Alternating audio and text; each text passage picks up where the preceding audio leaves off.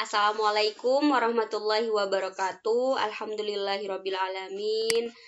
Selalu kita panjatkan puji syukur kita atas nikmat yang masih Allah berikan kepada kita. Anak-anakku, pada hari ini alhamdulillah kita bertemu kembali. Kita akan membahas tentang beriman kepada kitab-kitab Allah yang sudah Ustazah berikan modulnya. Nah, pada saat ini Ustazah hanya ingin menekankan apa sih arti dari mengimani kitab-kitab tersebut. Nah, jadi ini masuk pada pendidikan akidah akhlak ya. Kalian sudah pasti ingat dan masih ingat mungkin ya, jadi Ustazah sudah pernah menyampaikan bahwa penting sekali orang itu untuk beriman. Jadi tahapan dalam Islam itu ada Islam, iman, dan ihsan. Tetapi ternyata semua itu tidak hanya dikatakan saja, tidak hanya diyakini saja, tetapi harus dilakukan sesuai dengan keilmuan yang sudah kita pelajari.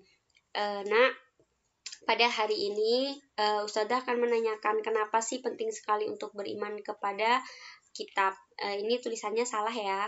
Jadi yang pertama, manusia itu lemah. Sifatnya manusia itu lemah ya. Jadi dari zaman Nabi Adam kita sudah tahu bahwa Nabi Adam juga pernah mempunyai salah, pernah melakukan dosa. Ternyata Nabi Adam juga sama dengan kita, sama dengan manusia seperti zaman sekarang. Jadi Nabi Adam punya kelemahan, dari punya sisi khilafnya dan sebagainya. Lalu kenapa kok penting sekali untuk beriman? Kalau kita sudah menjadi orang yang beriman, kita sudah yakin dengan apa-apa yang ada di dalam Islam, pokok-pokok ajaran Islam, maka ketika kita ingin melakukan sesuatu hal yang dimana itu melanggar dari syariat Islam, dari situ kelemahan kita. Tetapi karena kita sudah mempunyai iman, sedikit banyak kita akan bisa terhalang untuk melakukan sesuatu hal yang tidak baik itu ya. Terus yang kedua, Rasul itu adalah mediator antara Allah dan hambanya. Maksudnya seperti apa? Jadi tidak akan ada yang namanya manusia yang pada saat ini itu mengenal Allah ketika tidak ada yang namanya Rasul. Jadi Rasul itu merupakan mediator antara Allah dan kita. Jadi kita nggak akan tahu tuh tentang Al-Quran itu diturunkan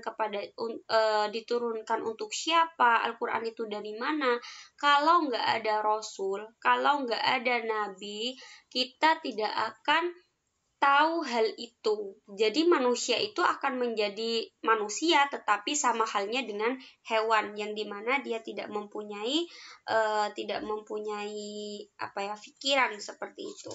Nah, harus kalian pahami bahwa manusia dianugerahi oleh Allah ilmu, akal, dan hawa nafsu, sehingga manusia mempunyai kebebasan dalam berpikir, berbuat sesuatu baik dengan kemampuannya. Namun ternyata hal itu tidak cukup ya. Jadi oleh karena itu Allah mengutus para rasul untuk apa? Untuk memberikan petunjuk, untuk memberikan pengajaran dan peringatan kepada manusia melalui apa? Melalui kitab-kitab Allah. Jadi memang kita harus diyakini bahwa Tauratkah, Injilkah, Zaburkah, Al-Qur'ankah, itu semuanya kitab-kitab Allah.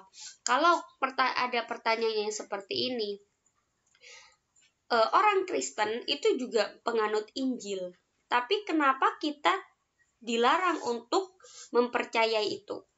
Ya, jadi ada ahlul kitab. Yang dikatakan ahlul kitab itu adalah yang murni, ya, yaitu Nasrani dan Yahudi. Tetapi kalau seumpama ada agama lain seperti Kristen, Konghucu, dan Katolik dan sebagainya, dia menamakan bahwa kitabnya itu adalah Injil, kitabnya itu adalah Taurat, itu sudah tidak benar. Karena apa?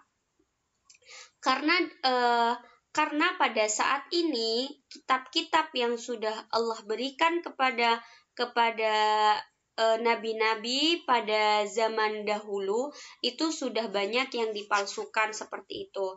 Nah, contohnya di sini Ustazah sudah kalian sudah membaca mungkin ya isi-isi dari kitab-kitab. Jadi ada kitab Taurat yang dimana ternyata ada 10 peraturan di dalam Taurat itu. Nanti bisa dibaca sendiri.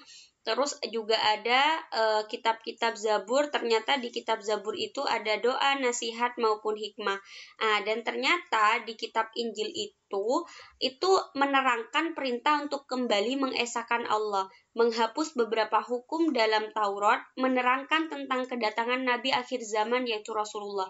Walaupun di dalam ajaran orang-orang Kristen, di Injilnya orang Kristen itu sudah pasti berbuat kebaikan, tetapi ada satu hal yang harus kita ketahui, bahwa di situ tidak menerangkan tentang kedatangan Nabi akhir zaman yaitu Rasulullah. Kalau mereka itu memahami tentang adanya Rasulullah akan datang pada akhir zaman di kitabnya, pasti mereka mempercayai Rasulullah, tetapi mereka tidak mempercayai nabi-nabi. Mereka tidak mempercayai nabi-nabi. Yang mereka percayakan perintah untuk kembali mengesahkan Allah, tapi Allah di situ mereka meyakini bahwa Allahnya mereka itu adalah Nabi Isa atau Isa Al-Masih. Nah, seperti itu ya. Itu sebenarnya masih menjadi hal yang memang harus kita ketahui.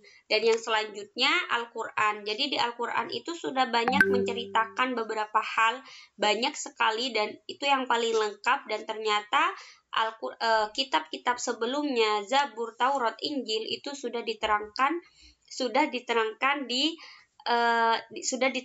Al-Quran. Dan apa maksudnya? Jadi anak-anak, kita harus benar-benar yakin bahwa ternyata ada 4 kitab yang dimana Allah turunkan dan harus kita yakini sebagai seorang muslim.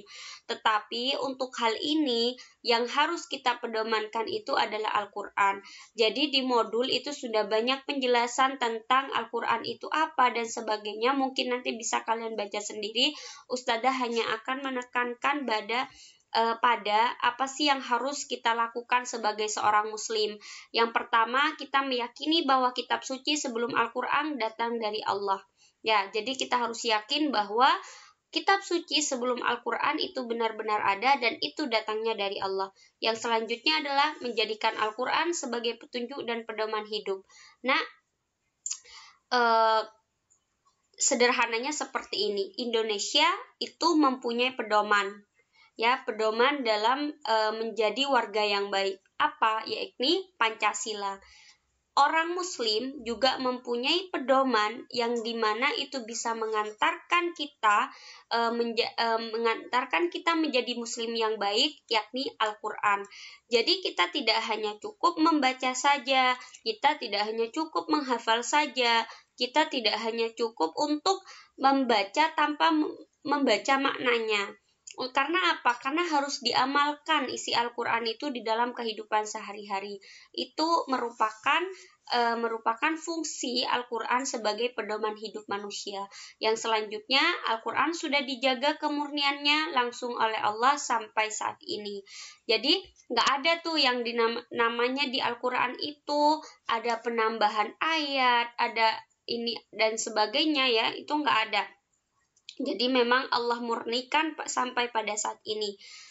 Dan yang kita tahu bahwa yang harus kita lakukan adalah kita sebagai seorang muslim harus bisa mengamalkan Al-Quran dan harus bisa membaca Al-Quran dan harus bisa untuk belajar memahami makna-makna yang ada di dalam Al-Quran.